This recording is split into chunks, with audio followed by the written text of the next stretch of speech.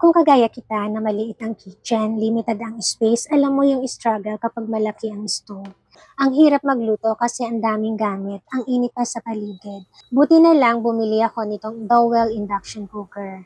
Kahit maliit ang kitchen, maginhawang magluto. Compact ang design nito, pwedeng ilagay kahit sa countertop, table, or kahit sa dorm pwede ito. Sobrang convenient gamitin, i-plug mo lang, then ready nang magluto.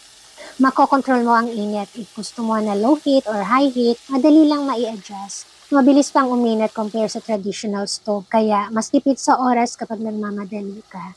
Hindi rin ito katulad ng traditional stove na buong paligid ng kitchen ay umiinit kapag nagluluto. Sa induction cooker, yung pot lang ang umiinit. Pinakagusto ko yung auto shut off feature nito. Hindi mo na kailangan mag-worry kapag naiwan mong nakabukas. Automatic itong mag-off kapag na-reach yung maximum heat. Hindi lang talaga convenient gamitin, safe pa.